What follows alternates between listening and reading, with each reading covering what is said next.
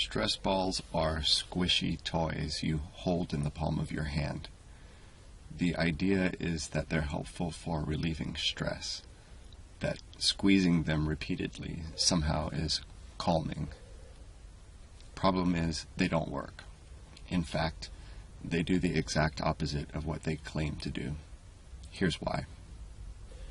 As far as science is concerned, a stress ball is nothing more than a spongy toy, useful perhaps for strengthening hand muscles or as an entertaining projectile, but not for alleviating stress. The stress ball, at least in the way that it's most commonly understood and used, actually promotes stress. Yet the stress ball is touted in corporate handbooks worldwide, and too many internet articles to count, as a sort of remedy for stress. The concept of stress, in its most modern sense, was taken from the field of materials engineering. Before the word stress was used to describe humans, it was used to describe the way a deformable object redistributes its internal forces in response to external forces acting upon it. The human body is like a stress ball. It can exist in a stressed or an unstressed state. When you're stressed, your body is tense. The muscles of your face and your neck are squeezed tight. You crackle with energy and movement. You're pacing, you're biting your fingernails, you're tossing and turning, smacking gum, grinding teeth. Your heart is beating fast. When you're unstressed, your limbs are relaxed, pliable. Your heart is humming smoothly. The body is serene. If there's movement, it's gentle and purposeful. The human mind is also like a stress ball. It can exist in a stressed or an unstressed state. So stress is a state of both body and mind. The two go hand in hand. Life keeps squeezing you, and unless you keep unsqueezing yourself, stress will predominate.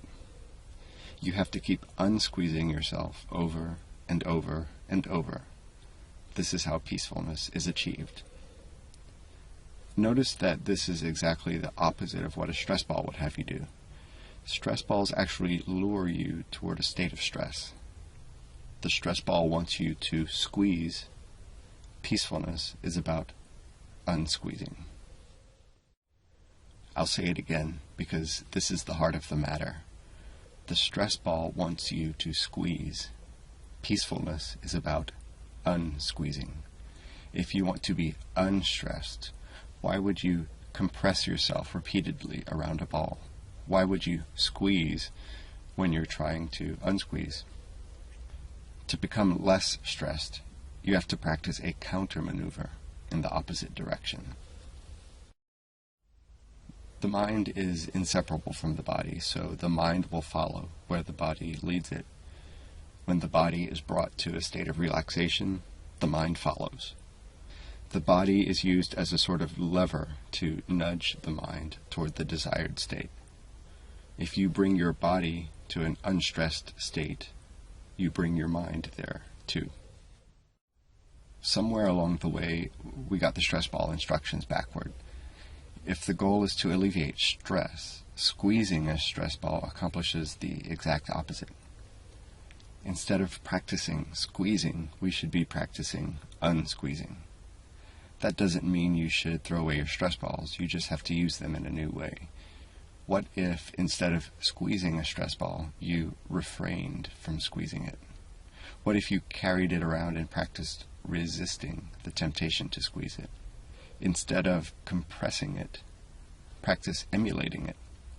Become more like the stress ball, the unstressed stress ball, that is. Hold it in your hand. Resist squeezing it. Feel its light, round touch on your palm. Be as buoyant and as resilient as the stress ball. Practice this over and over. Humans always want to be doing something. Peacefulness is more about undoing than it is about doing. It's more about unsqueezing than squeezing. The stress ball, used in the traditional ways, plays right into our need to always be doing something. Instead of yielding to the temptation to squeeze, we should be learning to refrain from squeezing until over time it becomes second nature.